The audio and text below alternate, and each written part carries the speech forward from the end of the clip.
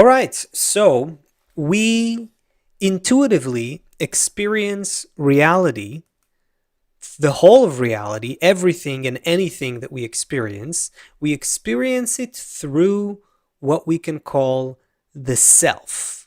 It's always me and others, me and nature, me and the world, me and the rest of reality.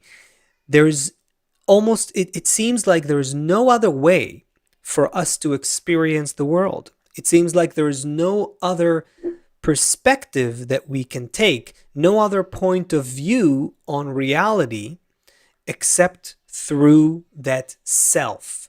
The self, the I, me, that is the agent, if you will, that perceives reality. And so everything that we perceive in reality is also in relation to that I or me or self. Now, we think about the self kind of intuitively. Maybe most of us think about the self as this kind of, like the pilot of the body.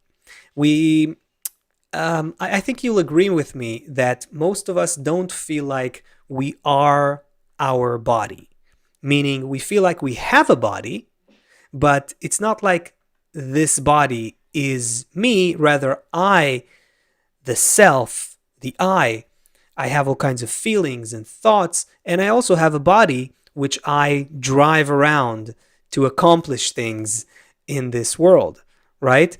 And so this kind of tiny self inside the self or inside the body is something that we intuitively identify with. This idea that there is something there. We can call it the self, we might call it the ego, the I, me, but that self is what we feel as, I would say, the experiencer and the controller of our thoughts, feelings, and actions. We identify ourself, as the thinker of our thoughts, the action, the doer of our deeds, and the feeler of our feelings, right? But the question is it really there? Is there really some additional entity that experiences and feels and does everything that we feel, think, and do? Is the self really there? Right? So in neuroscience, they have some conclusions. For many years, neuroscientists were looking for some sort of a region in the brain that you can call the self. They look for it in the prefrontal cortex, or in the back, or in the left brain, or in the right brain.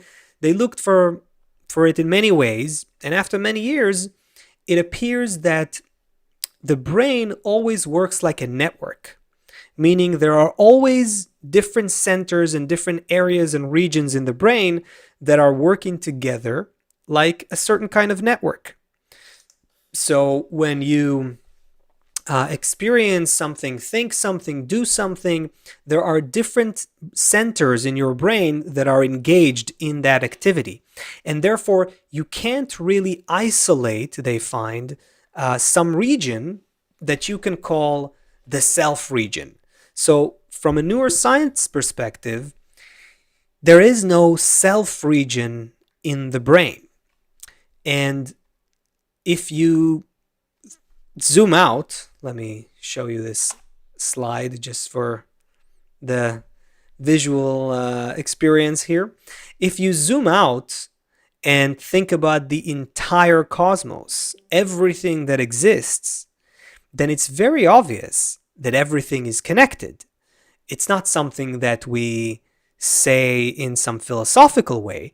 In a very, very empirical, objective, and technical and scientific way, everything in the universe is connected. When you're looking at anything, you're actually looking at the entire cosmos at work. Because on every level, reality is one. When we investigate reality, we divide it into fields of research, right? There is astronomy, and there is astrophysics, and physics, and biology, and chemistry, and zoology, and psychology, and sociology, and so forth.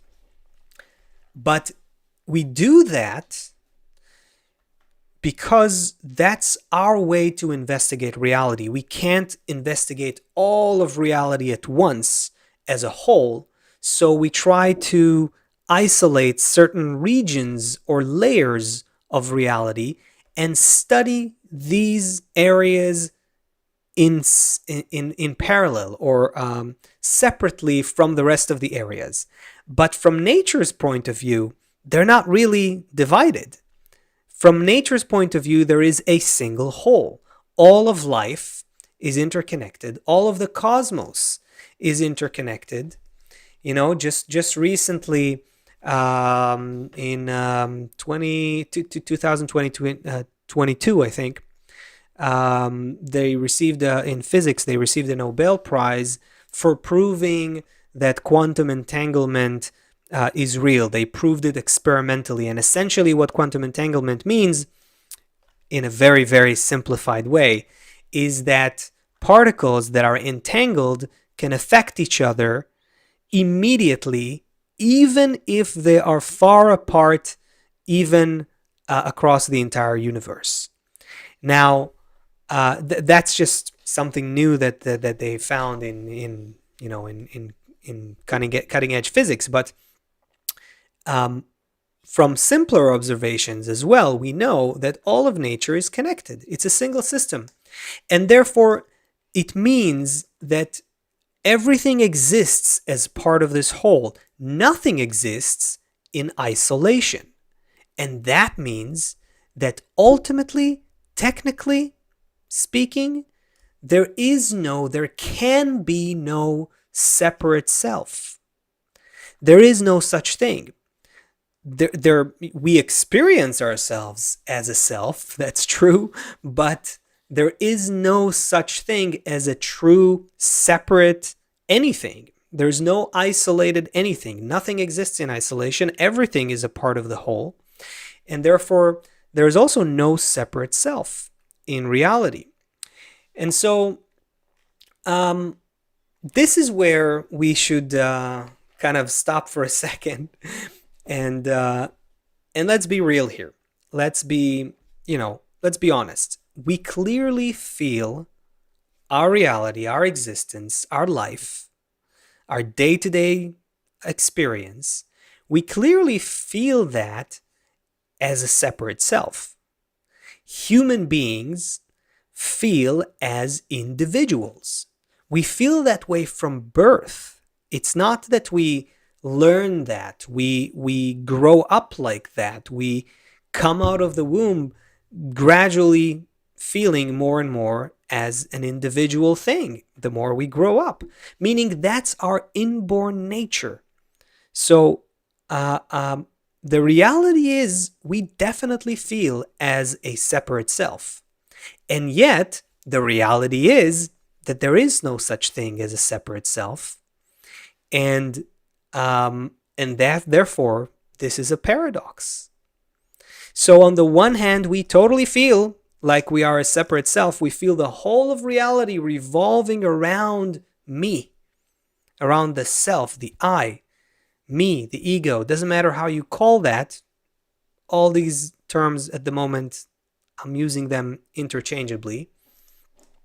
We feel as an individual self, and yet that makes no sense to that the self actually exists. And therefore the question is, what is really going on here?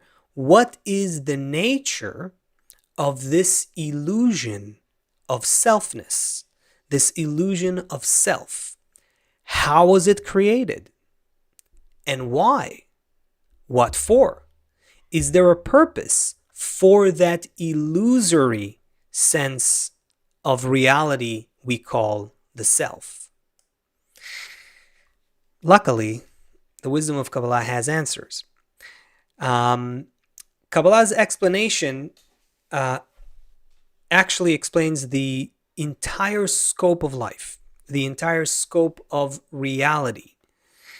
If we understand that, you can see where the self is coming from and what for. We're going to try to delve into that. So hold tight. And I'll remind you again that if you have any questions as they come up, just send them into the chat and keep your attention with all of us. And I'll try to get to your questions as soon as I can. So Kabbalah explains to us the entire scope of reality through 3 states of existence, 3 states of creation that achieve the purpose of creation. So creation goes through 3 states, and by going through these 3 states, we get to a level where the purpose of creation becomes revealed. The purpose of existence becomes fulfilled. So what we're talking about right now is very, very lofty, very all-encompassing, very all-inclusive and all-pervasive. Okay? So let's go there. In the first state of existence, the first state of reality, there is no self. The self does not exist in the first state of creation.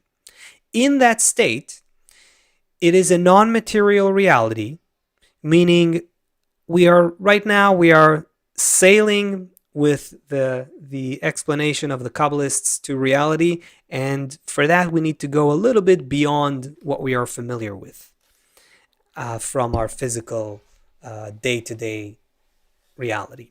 We're talking about a non-material reality above time, above space. The only thing that is created is a desire. Desire is a need to be fulfilled. That's the one thing, the one non-material substance, if you will, that was created. It is also referred to as a vessel, like a receptacle that is designed to be fulfilled with something, to hold something. That vessel is the created being. It's made of desire, and it exists in a non-material reality. That vessel, in the first state of creation, is filled with a non-material fulfillment that we refer to as light. Don't get confused. We're not talking about the light of the sun or the light of your light bulb. We're talking about a non-material quality. The quality of the light is one of unconditional oneness, unity, connection, and bestowal. It is such a quality that is absolute oneness, no disparities, no differences, no gaps, no dissimilarities. Everything is even and equal and one. And so in the first state of creation, the vessel is filled with that light, but here's the catch. Here's the problem. The created being is unconscious in that state. And correspondingly, there is no self in that state. The self does not exist in the first state of creation. Kabbalists try to explain this state to us by using some analogies. For instance, Baal Sulam, the great Kabbalist of the previous century, writes about this state that in it, the created being is like an embryo in a womb. So On the one hand, it exists, right? Think about the embryo in a womb. By the way, it's an interesting example because this is a controversial or a point of contention that to this day we are still debating as a society, and we're not sure whether to say if something, at what point do you call the thing that is in the womb alive and an individual self, right? That is the root for a very huge debate and controversy in our life. But that's actually good for us to understand how unique is that state, the first state of existence, the first state of creation. It's like an embryo in a womb, meaning on the one hand, it exists. On the other hand, it has no individuality. It has no self. And so another example is like a candle in a torch. If you take the light of the candle and you incorporate it into a bigger flame, can you say that the light of the candle is there, or is it not there? On the one hand, it's there. On the other hand, it has no distinction of itself. That's the state of creation in the first initial state. It is an unconscious oneness, complete oneness, yet no self to feel it, no sense of self. And so to develop consciousness, in order for the created being to become conscious, first it has to become separated from that state of oneness, from that state of wholeness, from that state of complete fulfillment of the quality of the light, unconditional love, unconditional unity and perfection. The created being has to move away from that state, as if to come out of the womb. And only that way it can begin to develop a sensation of itself. When it's completely immersed in the light, it doesn't feel itself. Therefore, the vessel has to be distinguished, differentiated from the light. And that means that it has to become opposite to that state of oneness. And that leads us to the second state of creation, which culminates in something we call in Kabbalah the shattering. The shattering means that this one vessel that was created, one desire, one vessel filled with light, now it is being shattered into many pieces. And so each piece of it essentially becomes, in its experience, it becomes an individual piece. The shattering is what we can call the birth of the self. This is where the illusion of the self is created. Why illusion? That's an important point, because the vessel is still one vessel. The creation is one creation. Even nature, the way we know nature, even though we see it as many different plants and animals and people and minerals and planets and so on and so forth, this infinite amount of detail and elements, they're all interconnected as one system, but they appear to us as separate things. And so this illusion of self that perceives all of these separate things was created here in the shattering of the created being, the shattering of the vessel. And so that's where the illusion of self was created. I'm not going to go deep into what that means in terms of the creation of the material world. I'll just say that the illusion of self is also the illusion of time, space, and matter. Everything, all of the parameters that we experience as given in this physical world as a reality that we live in, they are actually limitations of our perception. They are limitations and boundaries of the illusion of the self. And that includes time, space, and matter. And everything in them, of course. But that reality of the self, this illusion of self, is what enables us to become one again. The purpose of the shattering is to allow the pieces of self, all of those pieces of self, to become one again, but this time consciously. That's the whole difference, and that's the whole purpose of this entire structure of creation.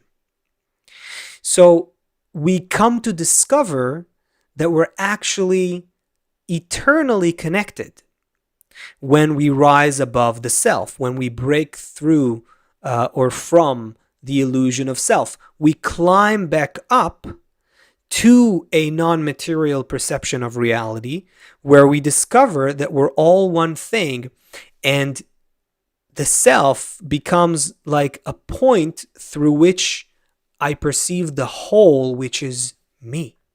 And it's also you. And it's also someone else.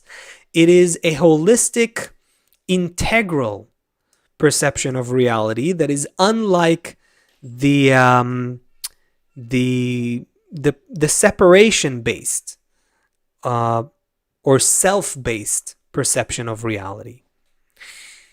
And so it is through these three states. Let me show you the entire diagram here. It is through these three states, from unconscious unity through a material perception induced by the shattering of the vessel, and then climbing back up to conscious unity. It is only through this process that we're capable of transcending the illusion of self. And transcending the illusion of self is what enables us to develop our conscious sense of oneness, which is the sense, the conscious sensation, that was missing here. So here, the vessel was already one, but it didn't feel itself. Specifically by going through the shattering and then reconnecting as one, there is an added consciousness of the created being. And in that state, it also attains the infinite light, meaning boundless light fulfills the vessel, but this time there's consciousness of it. And that's the whole reason and purpose for everything that we're going through.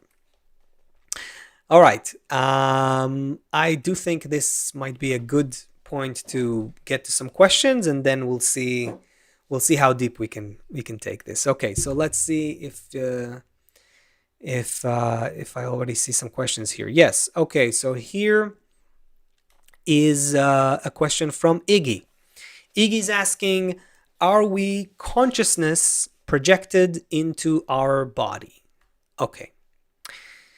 I want to see how to answer your question without going too deep here, and still be able to answer other questions. First of all, I've used the term consciousness a few times here, and that's true. But consciousness is actually not the right term to describe what we are. Consciousness is a product of what we are. It's a result. It is already an experience inside what we are. And what we are is desire to receive fulfillment. The desire to receive, the will to receive. This is the essence that defines our nature. This is what we are. The light created the desire to receive, And the quality of the light is exactly opposite. It's a desire to bestow, to give, to love. The will to receive that it created is of the opposite quality. It's a quality of reception, of absorption. And so we are made of that stuff of reception, that substance that only knows how to perceive through reception. And so that's how we were created. Now, in this 3-stage process, what happens to the will to receive is that it remains a will to receive. It doesn't disappear, but it acquires a new intention, we call it in the wisdom of Kabbalah, or a new form. It's now a will to receive at the end of creation. The will to receive stays a will to receive. It's still a created being, but it acquires the qualities of its creator, which is the light, a quality of love and bestowal. And so when the will to receive acquires this new intention of bestowal, it is a complete creation that achieves and fulfills the purpose of creation. Now, what is this projection? You said, are we consciousness projected into our body? That was your question, Iggy. So the reality of the body, I understand that this may sound very counterintuitive to how we experience the world. But this body doesn't exist. It's a problematic statement because, of course, we feel like it exists. And if you try to run into a wall, it will hurt. So don't try that. But that whole body of ours and the physical world that surrounds it, all of that is an experience inside the will to receive. When the vessel, the will to receive, is shattered and it is only focused on receiving for the self, a tiny piece of that will to receive now feels itself as isolated, which is you, let's say, or me.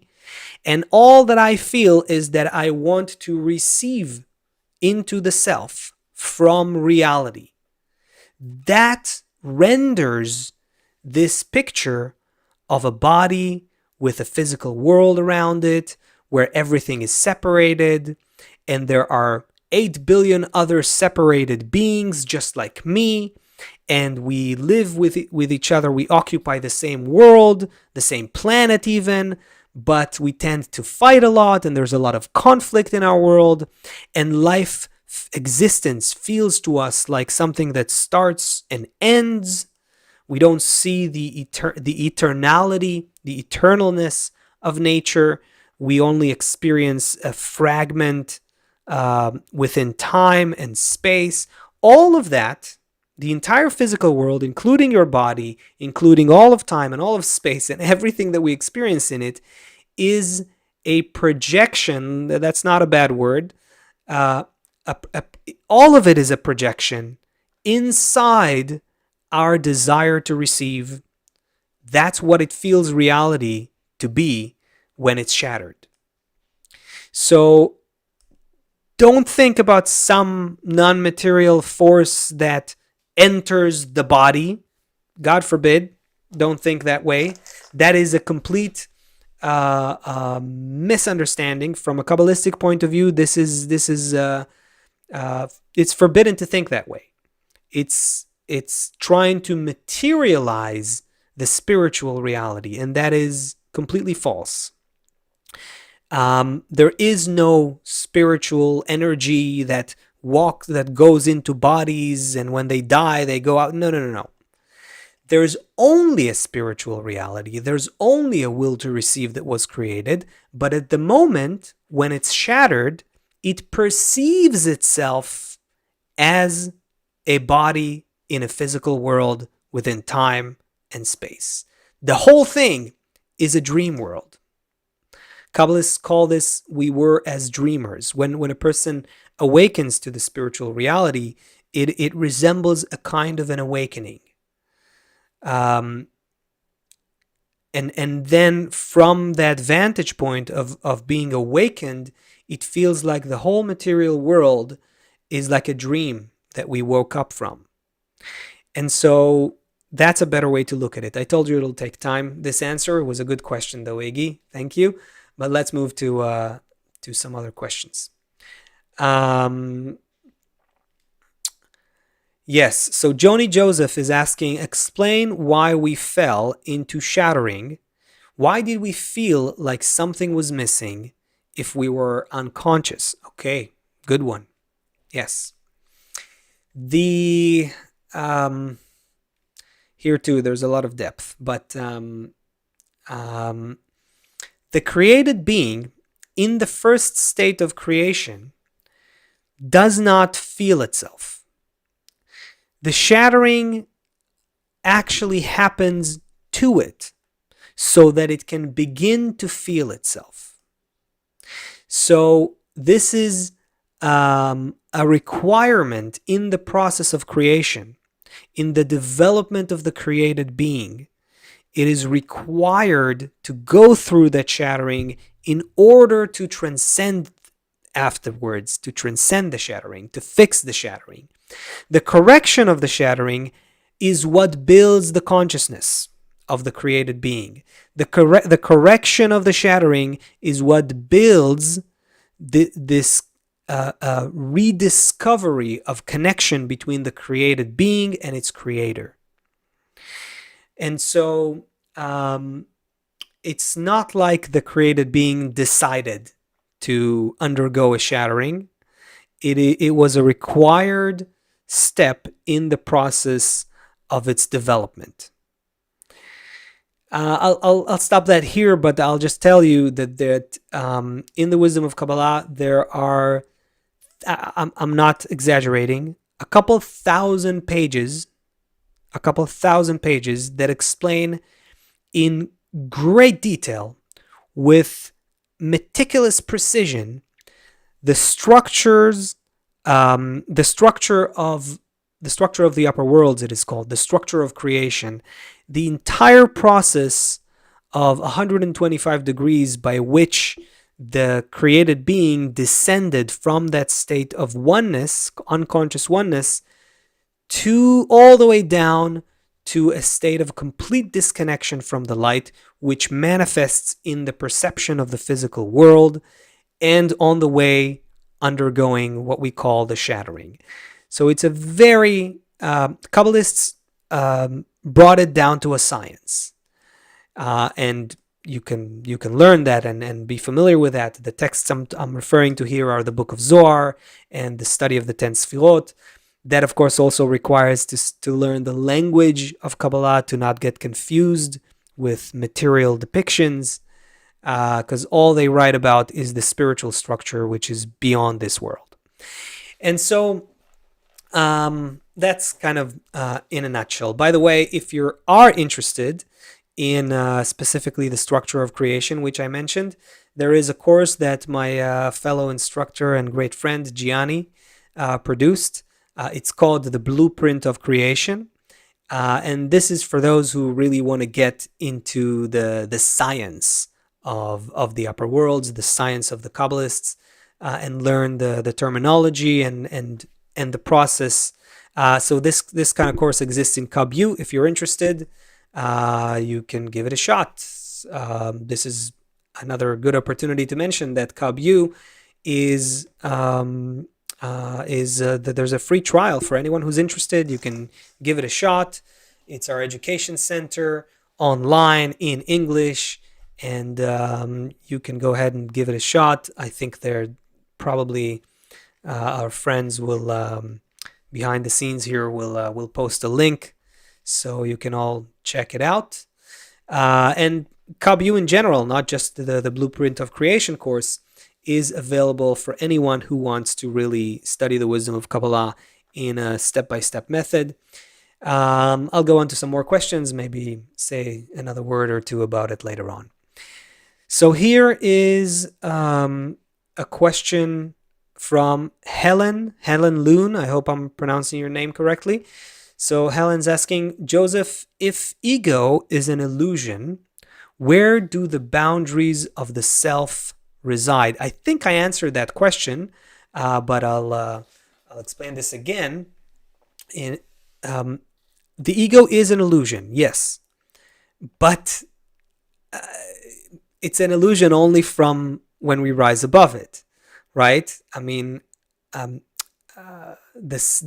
we say the illusion of the self and the I is an illusion and so forth, it is only with respect to another state of existence. Of course, that right now, if all you feel is yourself, this is your reality, and the laws of nature that you interact with, they work on you very well. So again, it's important for me to stress that I'm not telling anyone to try to go through walls or fly off a building, right? So beyond that, where do the boundaries of the self? The boundaries of the self, they reside in the broken will to receive.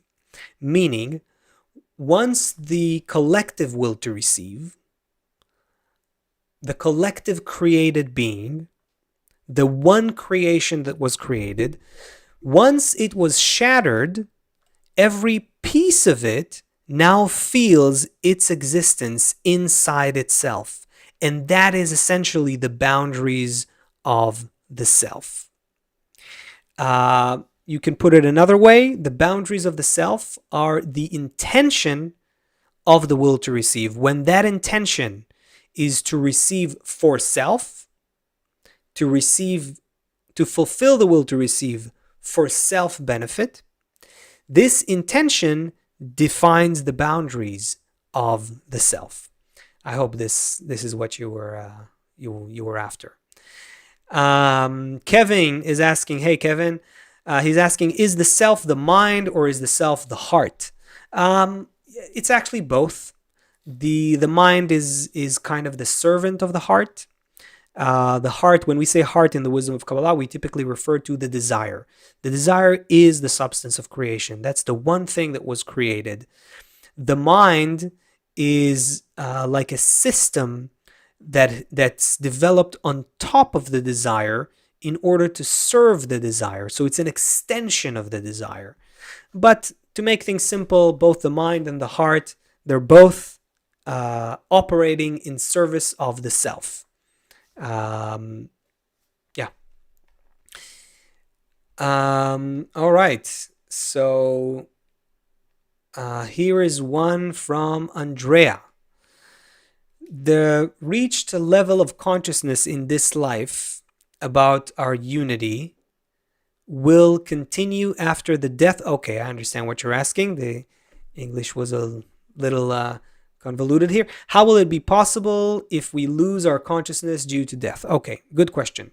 So essentially, Andrea, if I understand what you're asking correctly, then you're basically saying if I made some spiritual progress, some spiritual growth, spiritual development, while I was living in this world, and comes a time when my body dies, it stops existing. Do I lose all of my spiritual consciousness?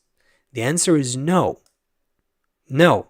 Spiritual existence and your attainment of your spiritual existence is eternal. You can only add to your attainment of it. So whatever you accomplished in one cycle will carry over to the next one. Now, if you, because of the correction of your soul, if you have to, if you are required to once again start a new life cycle in this world, then depending on what correction you need to go through, this is individual, and I can't tell you how the whole system is built. It's way beyond us. But every part of this collective soul that we are, the collective vessel, every part of it has to undergo a unique correction. And if you need to go through a correction in another life cycle, then what might happen is that you will quickly grow in the body of this world into another point where you once again encounter spiritual development fairly quickly, and then you continue, you as if plug in to the same place where you stopped when that desire for spirituality again awakens in you, in a different body in this world, let's say, in that kind of existence. You will once again go into your spiritual journey, and you will very quickly achieve what you've achieved before. Let's see if we have more questions. There was something here. Sandra is asking, how do we know when we are moving from one state to another, being unconscious, shattered, and conscious? Practical signs that can show us that we are shifting. No, first of all, Sandra, these states that I've described, the 3 states of creation, these are states that we discover after the fact. Kabbalists tell us about these states from their attainment. Now, you can ask, wait a second, we're talking about a state of unconsciousness. The first state, even the second state, becoming shattered, that state, how did the Kabbalists describe that if there was no conscious creation? If there's no consciousness, if there's no sense of self and no consciousness for the created being in the beginning, how did Kabbalists even describe that state? The answer is that they describe it, they discover it as the root causes to our existence, but they discover it from climbing back up. So you see, it's hard for us to talk about a reality that is above time. This is really the difficulty here. But when Kabbalists discover, when they rise to a corrected state, to a state of conscious connection with other parts of creation, they discover the reasons, the causes for our current existence. So it's not that they go back in time. There is no such thing as time. They discover the foundations of ourselves, the foundations of this current existence.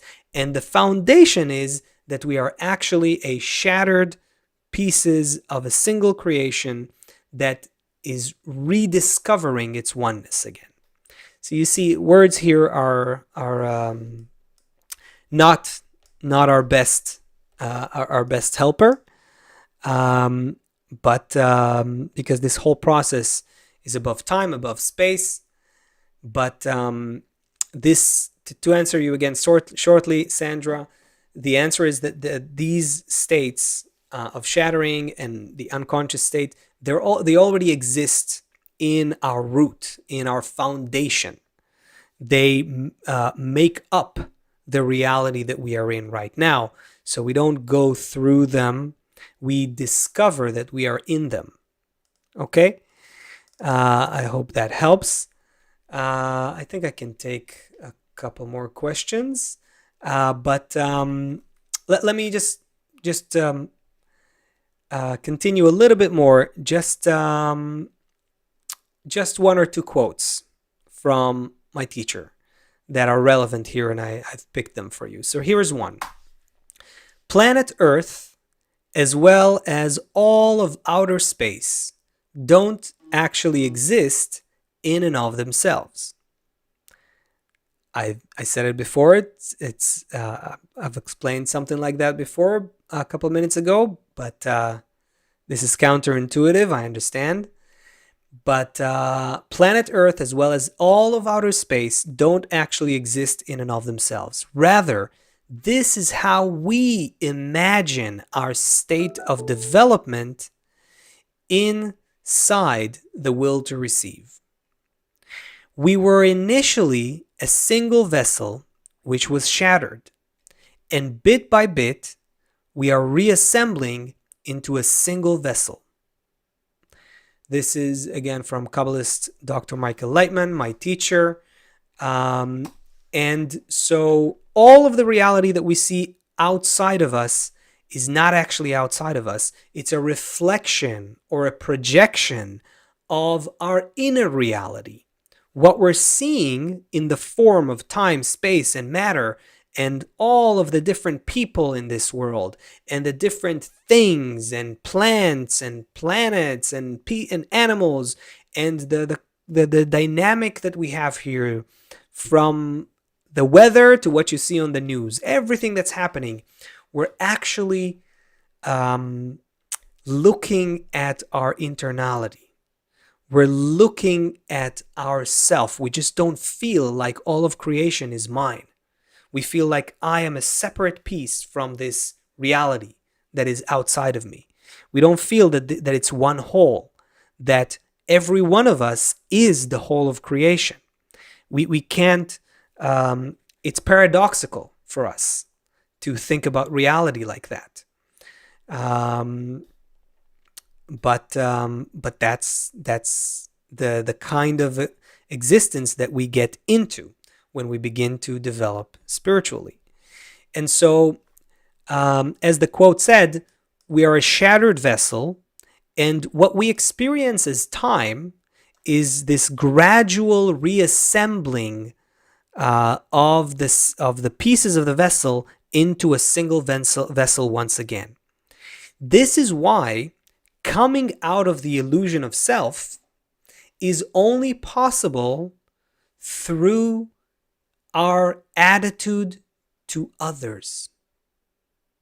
This is where things get a little potentially unpleasant to our ego to hear. But the maxim or the tenet that Kabbalists have used since thousands of years ago to describe the correct perception of reality is love thy neighbor as thyself. It's not some ethics or some, be nice to each other. This formula, love thy neighbor as thyself, encapsulates the entire spiritual work that one should engage in if you want to come out of the self and discover the true non-material reality, where everything is one and everything is you. So you do that by equalizing how you relate to the others, your neighbor, everything that's outside of you. You need to equalize it ultimately. That's the highest level and the complete spiritual correction, what we're talking about here. Okay, we're gonna, we have to take it bit by bit and advance slowly. There are many degrees on the spiritual ladder, but the direction, the goal, where it goes is to a state where the self, where we treat the self just as we treat the others. And that's why love thy neighbor as thyself is the great rule that encapsulates all of the spiritual work.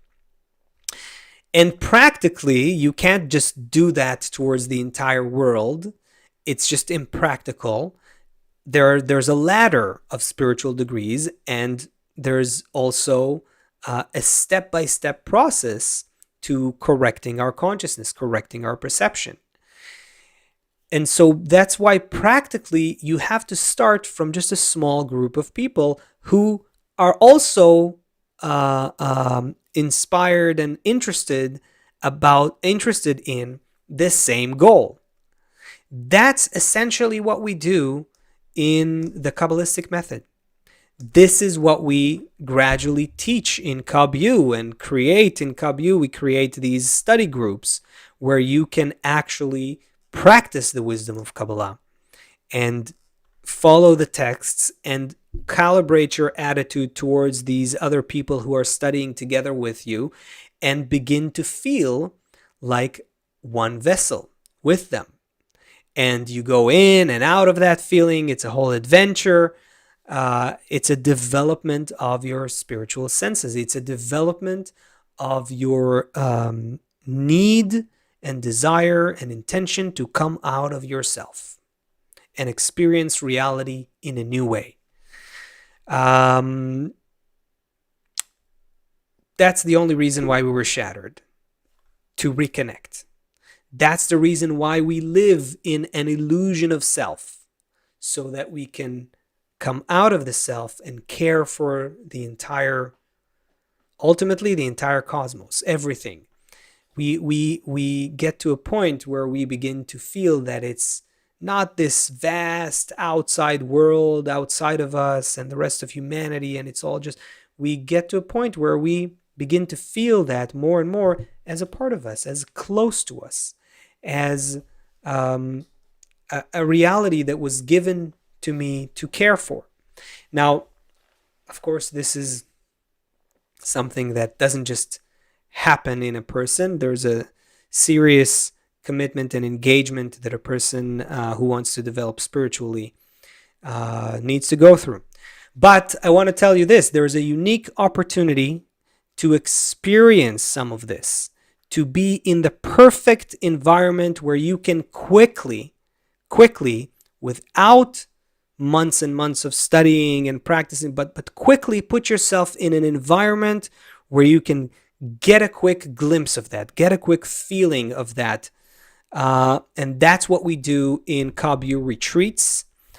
These are events, 3-day events, where we create the perfect atmosphere, the perfect environment where people with this unique desire for spirituality can come into a setting that is completely conducive to transcending the self, to experiencing what it's like to aspire beyond the self. It's possible, and it's very realistic in such an environment. That's what we do in KabU retreats, and there's one coming up, so it's a unique opportunity. I would say if you're interested, and even if you're not a KabU student, of course, if you're a KabU student, you probably already know about it, and you will know about it more, and maybe you've already participated in a retreat, so you already know what you can get out of it. But even if you're just watching our channel here and you're not a KabU student at this point, I absolutely still encourage you to try this and give this opportunity a shot. So let me show you a little slide here about the details. So it's called the 3-day leap.